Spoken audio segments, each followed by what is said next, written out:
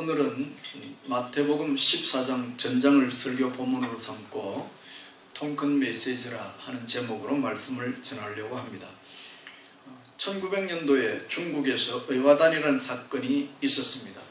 이 사건을 통해서 많은 선교사들이 핍박을 받고 죽어갔습니다. 그리고 살아남은 나머지 선교사들과 그 가족들은 고통과 박해를 피해서 산속으로 숨어 들어갔습니다.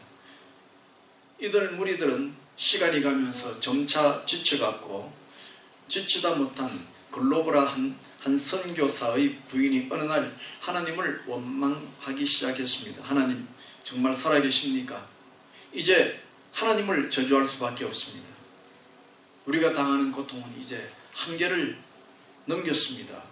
이렇게 낙심하자 동굴에 함께 숨어있던 다른 선교사들과 가족들도 함께 울부짖으며 낭망 속으로 빠져들어갔습니다.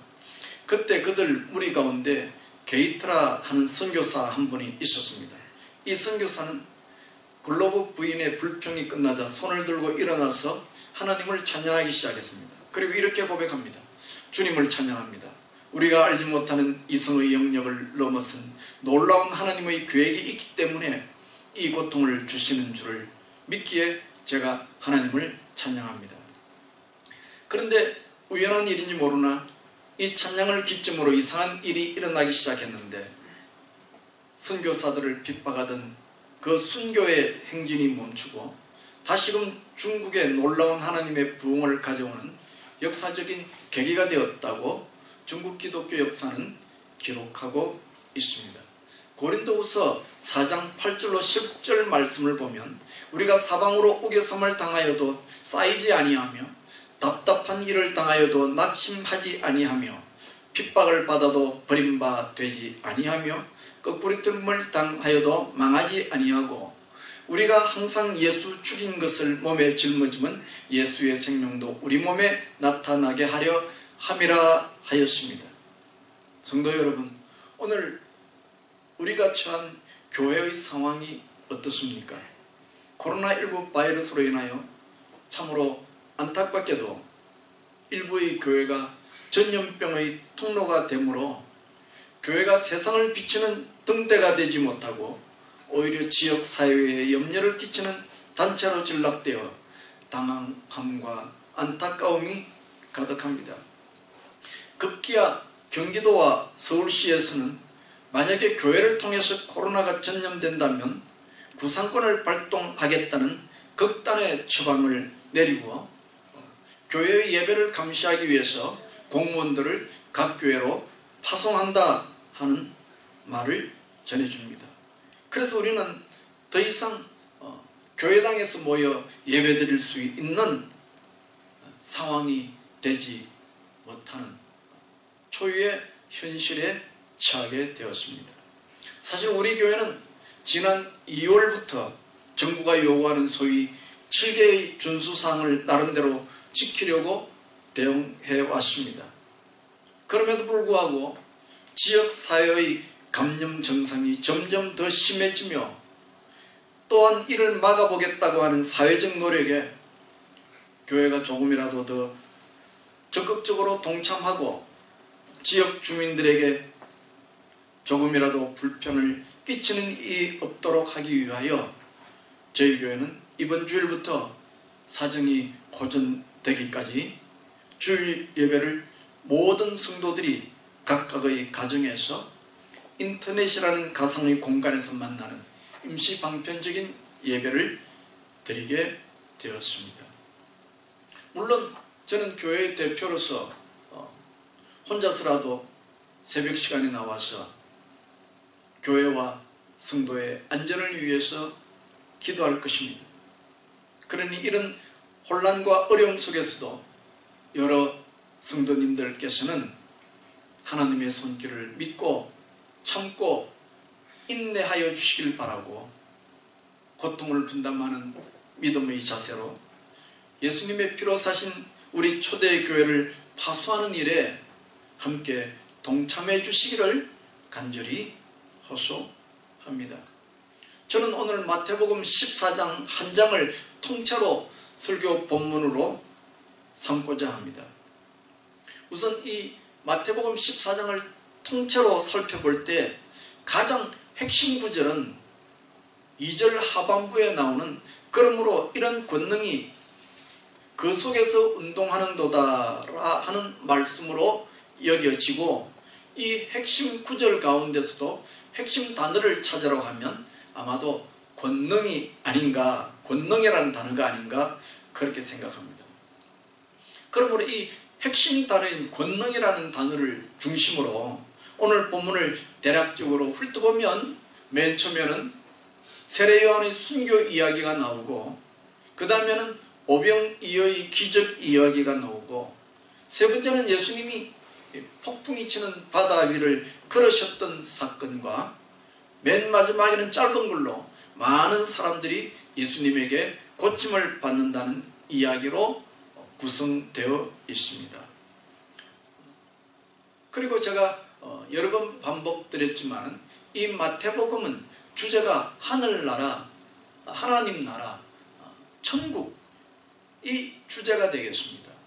그러니까 우리가 마태복음을 읽고 이해할 때 어떤 본문을 읽든지 마태복음의 주제인 천국이라는 것과 연관지어서 이해할 때 우리는 성경을 올바로 이해할 수 있고, 오늘 본문의 핵심 단어가 권능이니까 이 천국과 연관지어서 오늘 설교의 주제를 천국은 권능을 누리는 곳이다 이렇게 정해보고, 여기에 간단한 육가 원칙을 던져봄으로 말씀을 전하려고 합니다.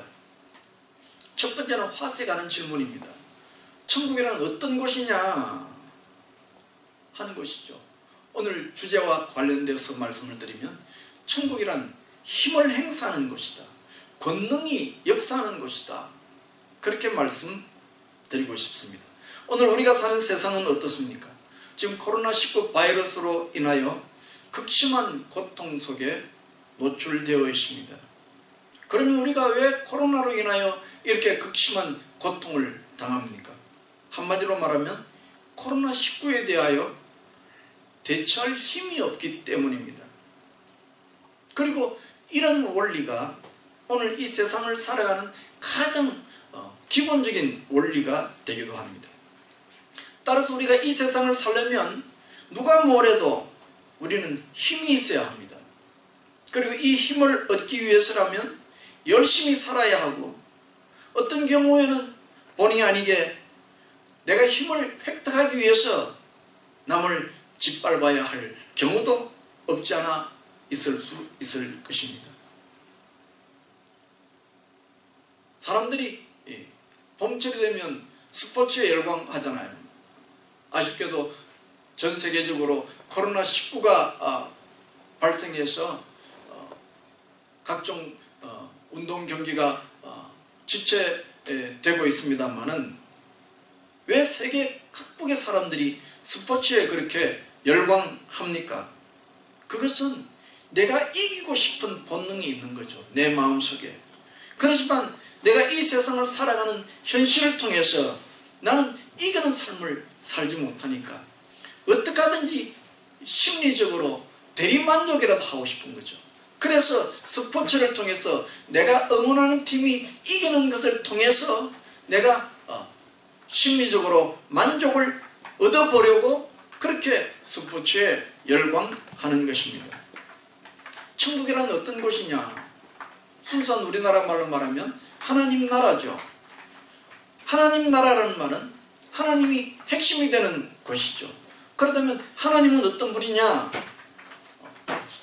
교회에서는 전문적인 용어로는 전능자라 그렇게 표현하고, 좀 서민적으로 표현하고 좀 이렇게 그런 표현을 쓴다면 가장 힘이 세신 분이죠.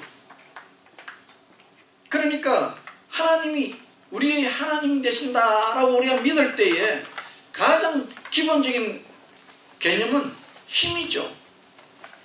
말도 안 되는 표현이지만 하나님이 만약에 전능자가 아니시라면 하나님은 하나님이 되실 수가 없는 것이죠.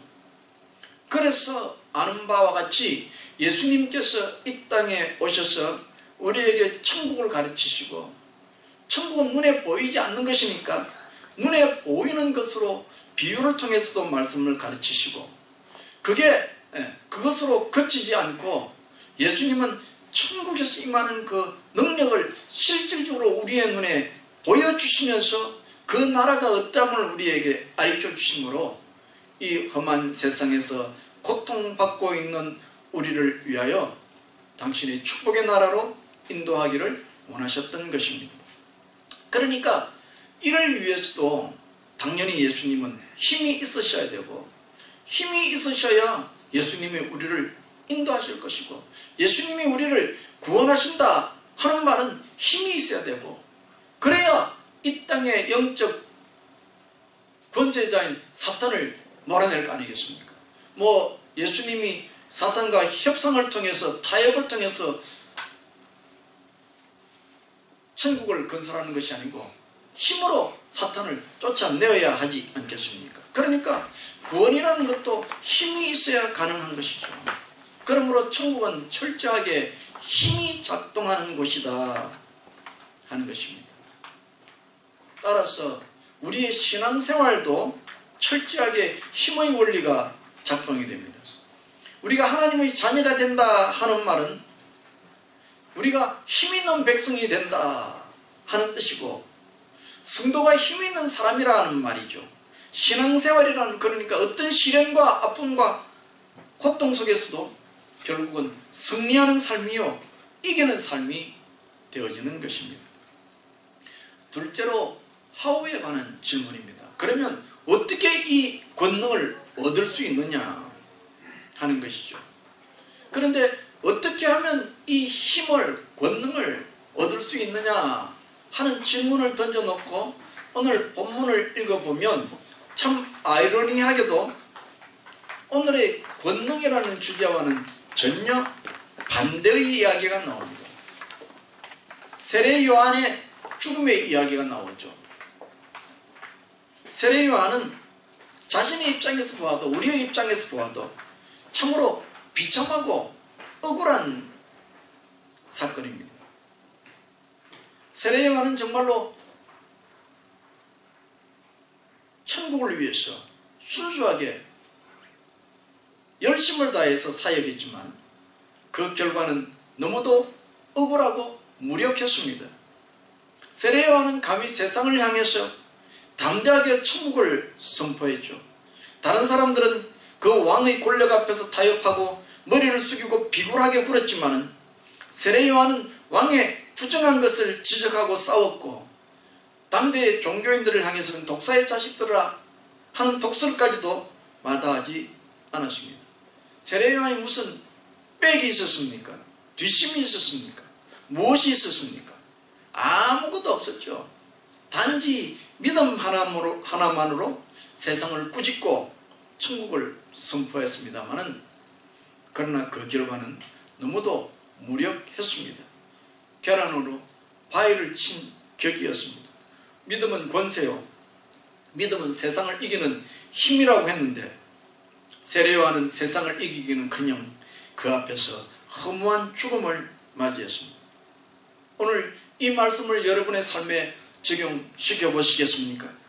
만약에 내가 예수님을 열심히 믿고 진심으로 헌신하고 봉사하며 믿음의 삶을 살아갔는데 세례 요한과 같은 결과가 여러분에게 닥친다고 하면, 그럼에도 불구하고 여러분은 천국을 사모하며, 그럼에도 불구하고 여러분은 믿음을 힘차게 유지할 수 있겠습니까?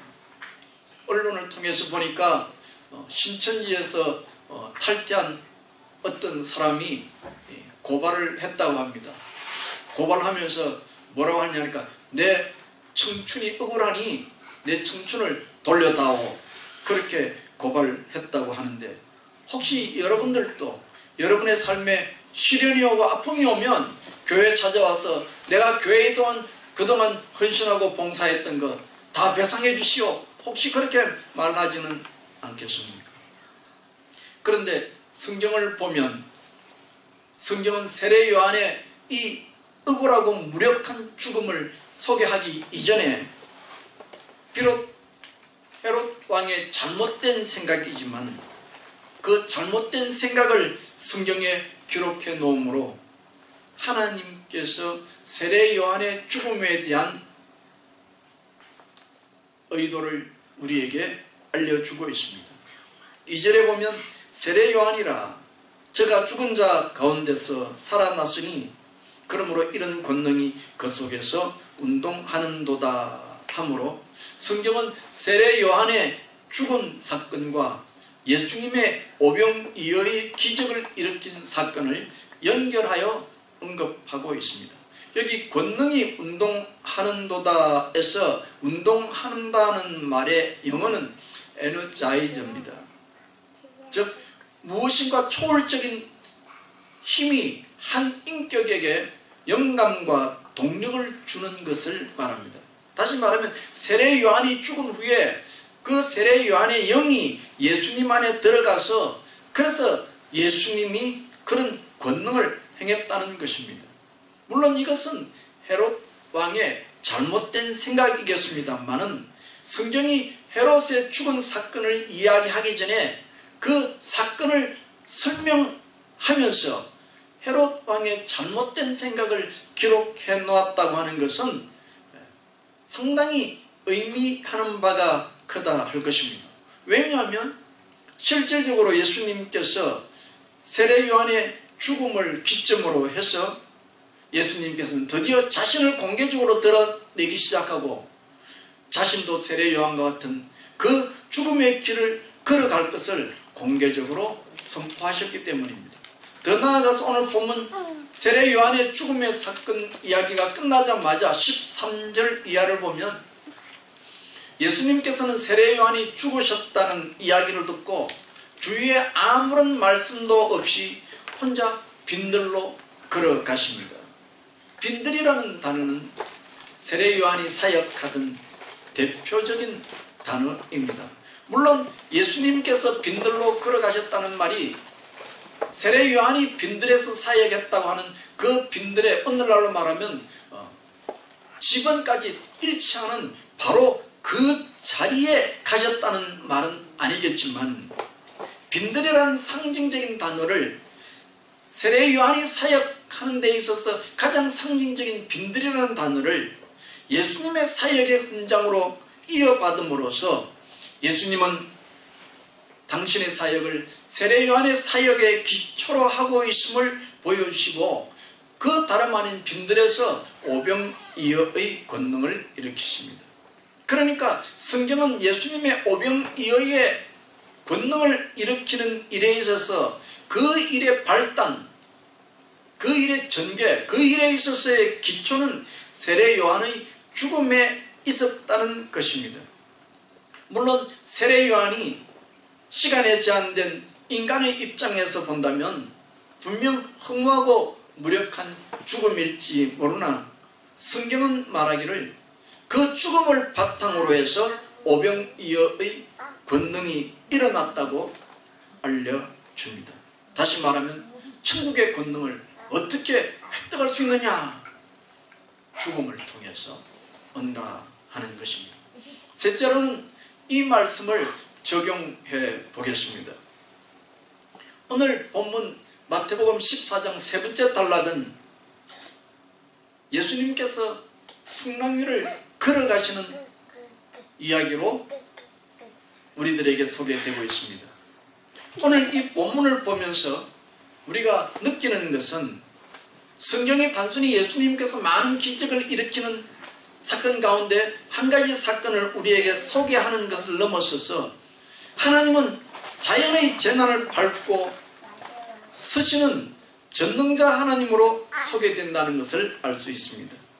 그리고 이런 메시지는 예수님께서 자연의 재난을 밟고 서시는 분이다 하는 이 메시지는 오늘 코로나19 바이러스 난리 속에서 두려워했던 우리들을 향한 하나님의 통큰 메시지가 아닐 수 없습니다.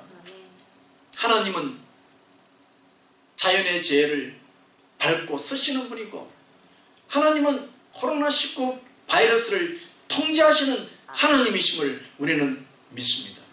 하지만 여기에 비해서 우리는 어떻습니까? 우리의 육신의 연약함은 어떻습니까? 우리는 이 육신의 한계를 조금만이라도 넘었으면 두려움을 느끼는 존재가 아닙니까? 조금만 높은 산에 올라가도 다리가 후들후들 떨리지 않습니까? 눈에 보이지 않는 그 미미한 바이러스가 뭐라고 이렇게 온 세상이 두려워 떱니까? 그것은 인생이란 자연의 재해로부터 얼마나 무력한 존재인가를 보여주는 한 단면이라 할 수 있겠습니다.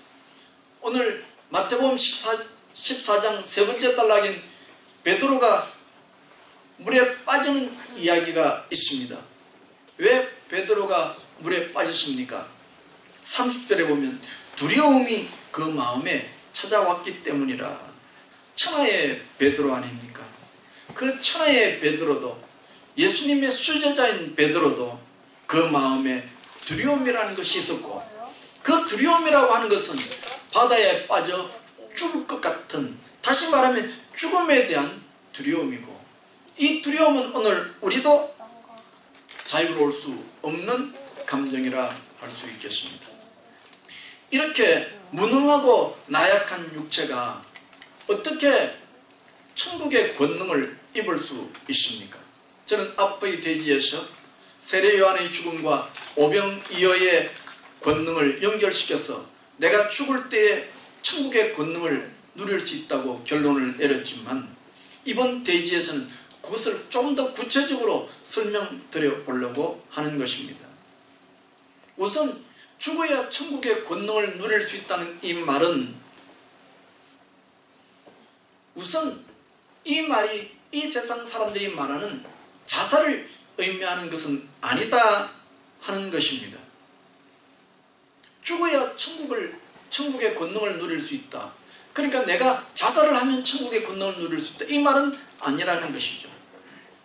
그러니까 내가 죽는다는 말은 예수님 안에서 믿음으로 잘 죽는다는 것을 의미하죠. 영적 의미다 그 말이죠. 그러면 예수님 안에서 잘 죽는다는 말은 무엇이냐? 내 삶 속에서 죽음의 훈련을 믿음으로 감당하는 거죠. 믿음으로 내 삶을 절제하고 나를 내려놓는 신앙의 훈련이죠. 그래서 죽는 것도 사실은 잘 죽어야 하고, 누구나 다 죽지만은 잘 죽는 죽음을 위해서는 실력이 필요하고, 잘 죽는 죽음을 위해서는 훈련이 필요한 것이죠. 그래서 앞에서 소개한 바 있는 고린도후서 4장 10절 말씀을 개정개혁 말씀으로 다시 읽으면, 우리가 항상 예수의 죽음을 몸에 짊은, 그래서 다시 말하면 내 삶을 통해서 예수님의 죽음을 경험하는 그 삶이 예수의 생명을 내 몸속에 나타내게 하는 방법이라고 말하고 있습니다. 그렇습니다. 믿음으로 죽는다는 것은 내 삶 속에서 예수님의 고난과 죽음의 흔적을 남기는 삶을 말하는 것이고, 이것이 다시 말하면 잘 죽는 훈련이라 하겠습니다. 그리고 이런 삶을 통해서 우리의 몸에 예수님의 생명이 덧입혀지고, 자연의 재난을 밟고 서신 예수님의 권능이 나의 삶 속에 나타날 수 있을 것이다 하는 것입니다. 그러므로 나의 삶을 통해서 천국의 권능을 누리려면 믿음으로 날마다 죽음을 경험하는 삶의 현장을 맞이할 수 있다 하는 것입니다. 한 단계 더 나아가서 믿음으로 죽는다는 말씀을 설명하면, 그것은 세상의 법에 묶인 나를 내려놓는 훈련이다. 단순히 세상에서 말하는 고난과 고행을 말하는 것이 아니고, 세상에 묶여있는, 세상의 법에 묶여있는 나를 내려놓는 훈련을 하는 것이 나를 죽이는 것이다 하는 것입니다. 우리는 세상의 법 속에 삽니다. 그래서 코로나19 바이러스를 대처하기 위해서 우리는 개인의 위생과 질본에서 말하는 여러 예방 방안에 대하여 적극적인 동참이 필요할 것입니다. 그렇습니다. 우리가 이 땅에서 살려면 이 세상의 법칙을 잘 붙잡아야 합니다. 그런데 예수님을 믿는다고 할 때에 예수님을 믿기 때문에 이런 법칙을 만약 나 몰라라 한다면 우리가 언론에서 접한 어떤 교회처럼 우리도 집단 감염의 피해를 입을지 모르고 세상의 온갖 조롱거리로 전락할지도 모릅니다. 그러니까 우리가 예수님을 믿는다 하는 것은 한편으로는 이 세상의 법칙을 존중하고 잘 지켜야 합니다. 그러나 더 나아가서 더 중요한 것은 이 세상의 법에 묶여 사는 종이 되어서도 안 될 것입니다. 이 세상의 법에 묶인 나를 내려놓고 하나님을 붙잡는 삶, 이것이 말하면 내가 믿음으로 죽는 적극적인 방법이라 할 수 있겠습니다. 내가 믿음으로 이 세상에 묶인 법을 내려놓고 하나님을 붙잡는 삶이 만약에 없다고 하면 우리는 이 세상 사람으로서 살아갈 수 있을지는 모르지만 천국의 권능을 누리는 일은 또한 우리와 상관없을지도 모를 것입니다. 하나님은 자연의 법칙을 우리에게 허락하셨습니다. 하나님은 이 자연의 법칙을 위해서 코로나19 바이러스를 물리칠 것입니다. 우리나라에 발달된 의학술이나 체계적인 대처 방안을 통해서 이 코로나19를 이겨낼 수도 있을 것입니다만은, 그러나 때로는 한편으로 생각하면 하나님의 전능하신 초월적인 권능으로 이 코로나19 바이러스를 물리치기도 할 것입니다. 그러면 우리는 이 두 가지의 경우를 다 염두에 두어야 합니다. 그래서 한 손으로는 이 세상의 법을 붙잡을 뿐만 아니라 또 한 손으로는 하나님을 붙잡는 일이 반드시 필요하다는 것입니다. 그런데 만약 우리가 생존 본능에 붙잡혀서 세상의 법에만 묶여 있다고 한다면 그것은 잘못된 것이라 할 수 있을 것입니다. 그러면 왜 우리는 세상의 법에서 벗어나지 못하고 종이 되어 갑니까? 그것은 세상의 법을 지키지 않으면 죽을 것 같은 두려움이 찾아오기 때문입니다. 베드로도 풍랑이 치는 바닷물 위에서 서려고 했을 때 당연히 물에 빠질 것입니다. 이것은 물리학이고 이건 중력이고 이건 자연의 법칙이고, 그래서 이 자연의 법칙에 묶인 베드로는 두려움을 느꼈고 결국 물에 빠진 것입니다. 우리도 그런 두려움이 찾아올 수 있습니다. 자연의 법을 지키지 않으면 죽을 것 같은 두려움이 우리를 찾아올 수 있습니다. 그러나 그런 두려움이 우리에게 찾아올 때에 우리는 그 묶인 것에서 나를 내려놓고 예수님을 바라보는 믿음의 훈련이 있어야 할 것입니다. 오늘 본문 마지막 절인 36절을 보면 병자가 예수님의 옷에 손을 댄다고 해서 병이 낫겠습니까? 자연의 법칙으로는 어림없는 말이죠. 빈들에 오병이어가 먹을 수 있는 떡이 생기겠습니까? 자연의 법칙으로는 어림없는 이야기죠. 베드로가 폭풍이 치는 바다 위에 설 수 있습니까? 어림없는 일이죠.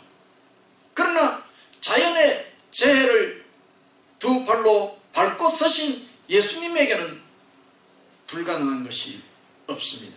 그러므로 세상의 법에 노출되어 두려움과 불안을 느낄 때 우리는 믿음으로 자연의 재해를 밟고 서신 예수님을 바라보아야 합니다. 그때 우리는 천국의 권능을 볼 것입니다. 제가 몇 걸음 양보하겠습니다.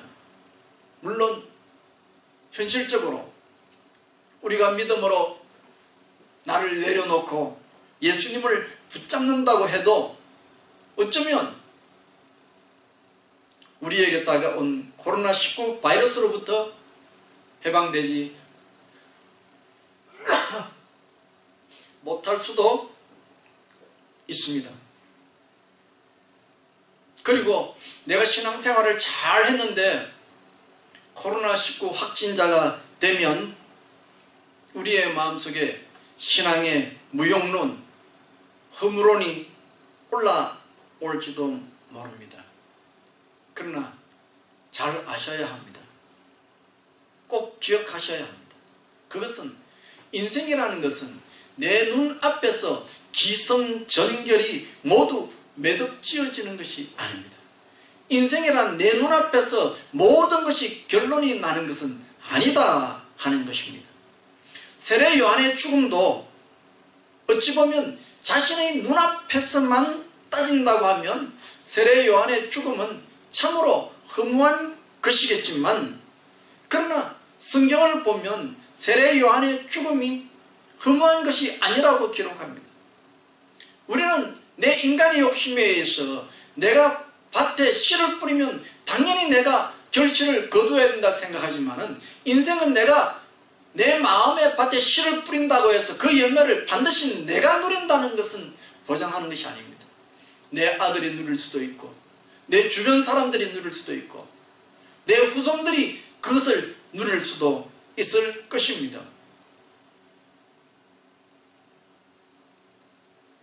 성경은 세례 요한이 죽은 후에 예수님의 권능이 나타났음을 소개하고 있습니다. 이처럼 천국의 권능은 내가 눈을 뜨고 있는, 내가 눈으로 볼 수 있는 인생에서 나타나지 않을 수도 있을 것입니다. 그래서 나의 이 살아있는 이 육신의 눈으로는 믿음의 몸부림이 아무 소용없어 보이는 허무함으로 찾아올 수 있다 느껴질 때도 있지만, 그러나 그 끝은 끝이 아닙니다. 무의미한 마침이 아닙니다.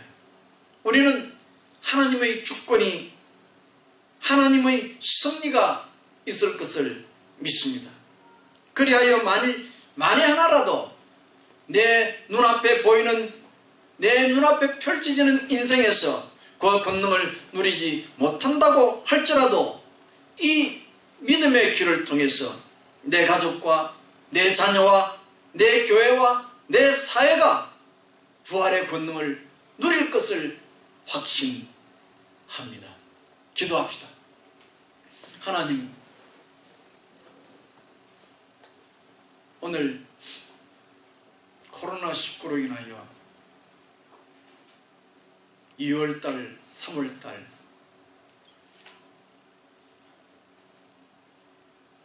낭패와 절망 속에 어찌할 바 몰라 당황하는 심령들이 있습니다.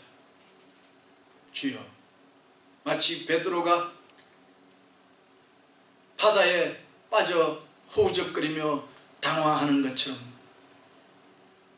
그런 저희들임을 오늘 이 시간에 고백합니다. 주여, 우리를 불쌍히 여기시고 그 허우적거리는 그 삶의 현장 속에서 주를 바라보게 하시고 주님을 향하여 손을 내어 밀므로 구원함 받는 저희들 될 수 있도록 허락하여 주시옵소서. 감사하고 예수님 이름으로 기도하옵나이다. 아멘. 390